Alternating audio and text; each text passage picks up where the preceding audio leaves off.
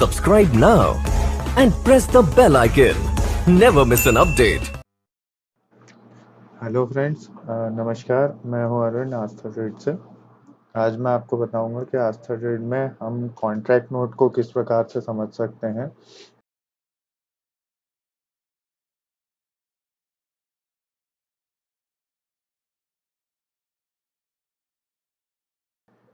आसान तरीके से। तो जैसा कि मेरे पास अभी एक कॉन्ट्रैक्ट नोट ओपन है, ये कैश सेगमेंट का कॉन्ट्रैक्ट नोट है, इक्विटी कैश में जो ट्रेड करा है उसका।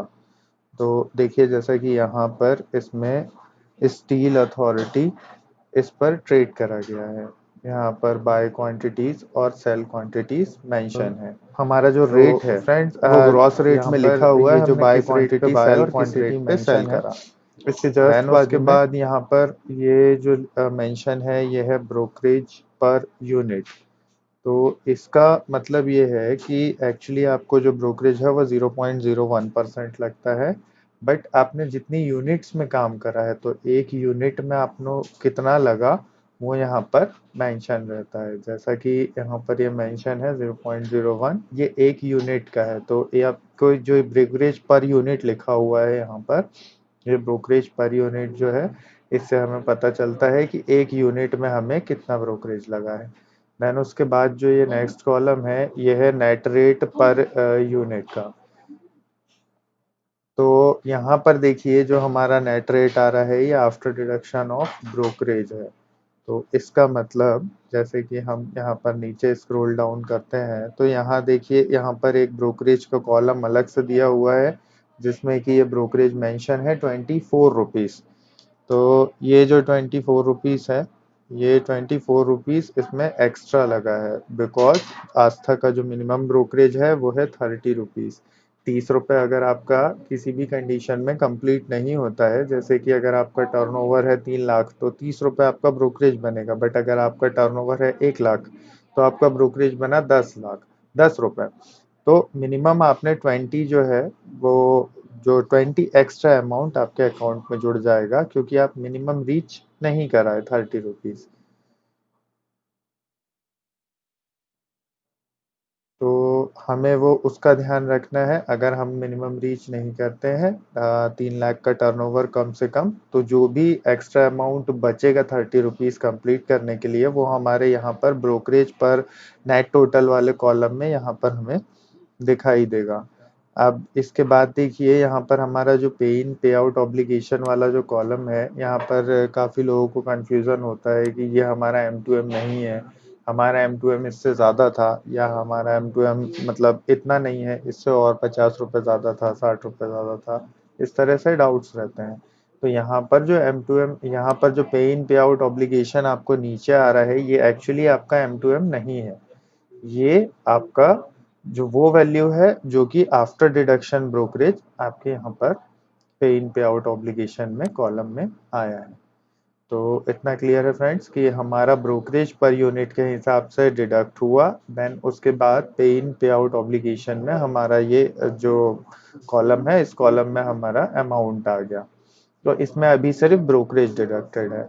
देन अब चलते हैं नेक्स्ट पॉइंट की तरफ। तो ये है सिक्योरिटीज ट्रांजेक्शन टैक्स। इसमें देखिए, यहाँ पर हमारा सिक्योरिटीज ट्रांजेक्शन टैक्स चार्ज हुआ है, और इसके बाद है टैक्सेबल वैल्यू ऑफ सप्लाई।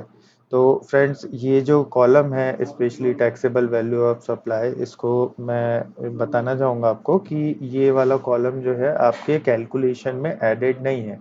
जो कन आप इसको इस तरीके से चेक कर सकते हैं, मैनुअली भी चेक कर सकते हैं कि ये आपके कैलकुलेशन में एडेड नहीं होता है।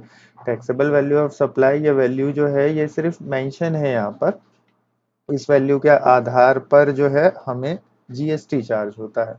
अब ये वैल्यू क्या होता है? ये वैल्यू होता है हमारा brokerage plus exchange transaction charges, जो यहाँ पर नीचे दिया हुआ है एक्सचेंज ट्रांजेक्शन चार्जेस, ये हमारा एक्सचेंज ट्रांजेक्शन चार्ज होता है। तो ये जो है हमारी जो एक्सचेंज ट्रांजेक्शन टैक्स है प्लस ब्रोकरेज, इस वैल्यू के ऊपर 18% हमको जीएसटी लगता है। तो वो जीएसटी जो है, हमें यहाँ पर देखिए नीचे यहाँ पर मेंशन है सीजीएसटी और एसजीएसटी, 9% दोनों जीएसटी चार्ज हुई है। टोटल 18% हमें यहाँ पे जीएसटी लगा है। तो इससे हमारा ये वैल्यू सिर्फ यहाँ पर हमें कैलकुलेशन के लिए दिया हुआ है ताकि हमें ये पता चले कि हमारा जो किस वैल्यू के ऊपर हमें 18% चार्ज हुआ है जीएसटी। अब इसी वैल्यू की हेल्प से हम एग्जैक्ट ब्रोकरेज निकाल सकते हैं, क्योंकि फ्रेंड्स हम अगर यहाँ पे कैलकुलेट करेंगे एक एक यूनिट में हमें कितना लगा और फिर मल्टीप्लाई बाय यूनिट्स, तो एक्चुअली इसमें समय ज़्यादा लगेगा।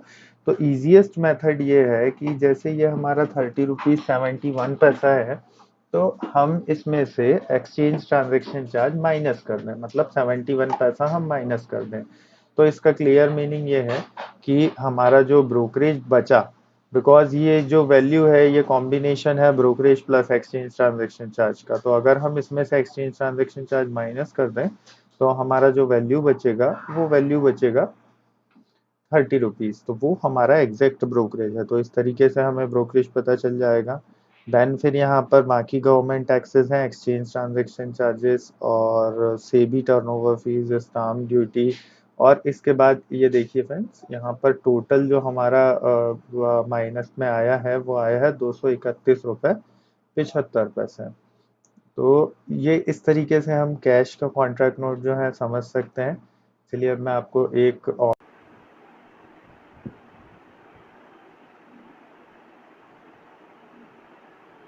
ऑप्शन का कॉन्ट्रैक्ट नोट और ओपन करके बता देता हूँ।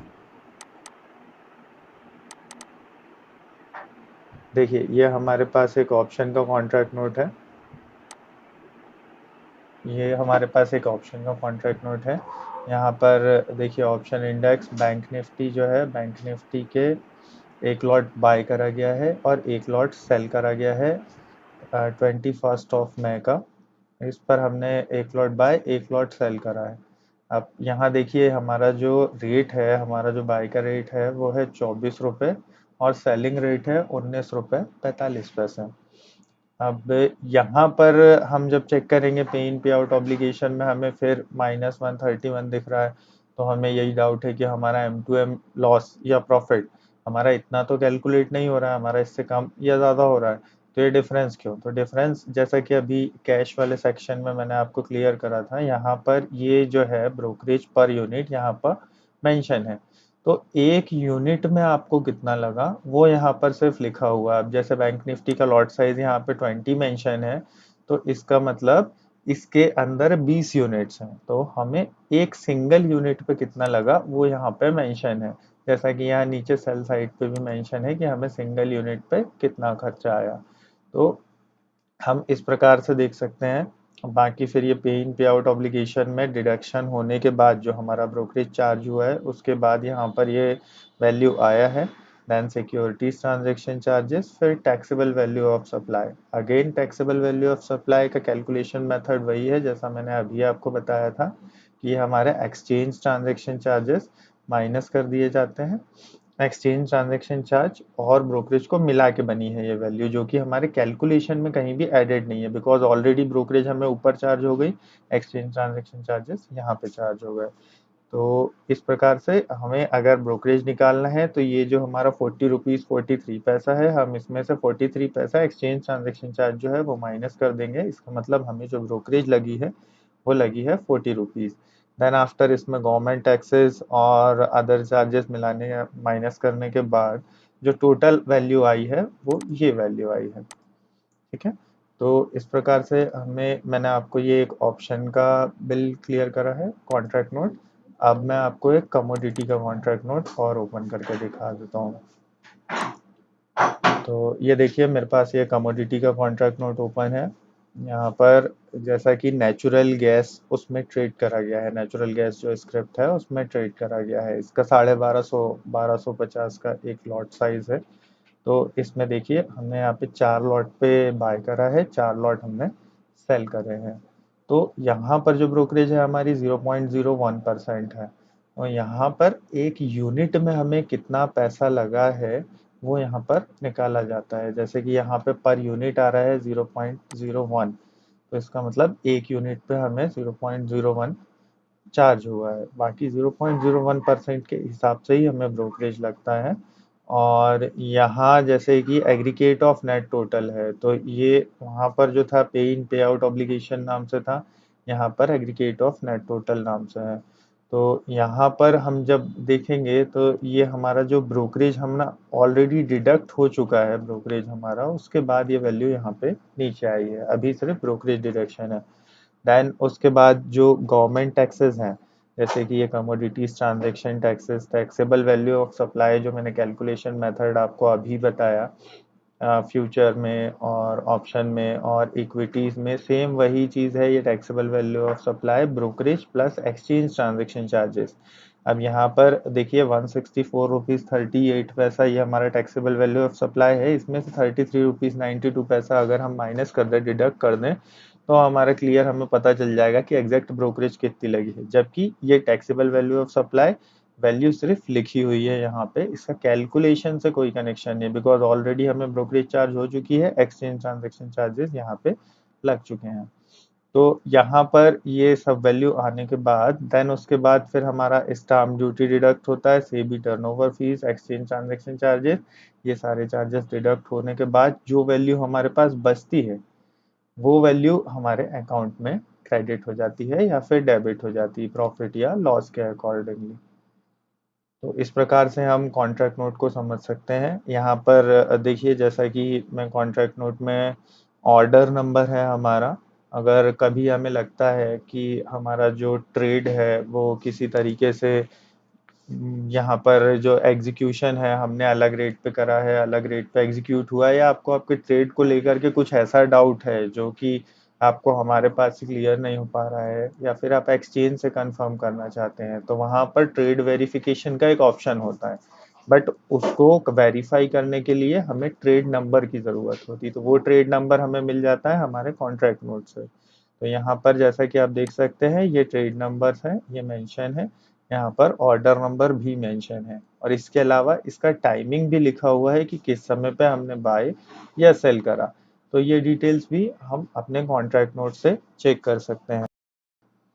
जैसा कि हमें अगर कंफर्म करना है कि हमारा ऑर्डर का स्टेटस क्या है, या फिर हमारा ऑर्डर जो है हमने जिस रेट पे करा था एग्जैक्टली एक्सचेंज से वो हुआ या नहीं, या कोई भी डाउट है ऐसा जो हम एक्सचेंज से कंफर्म करना चाहते हैं, तो उससे रिलेटेड लिंक्स जो हैं जहां से हम वेरीफाई कर सकते हैं वो मैं आपको डिस्क्रिप्शन में प्रोवाइड करवा दूंगा, इक्विटीज़ की, एमसीएक्स की भी। आशा करता हूँ आपको ये वीडियो पसंद आया होगा।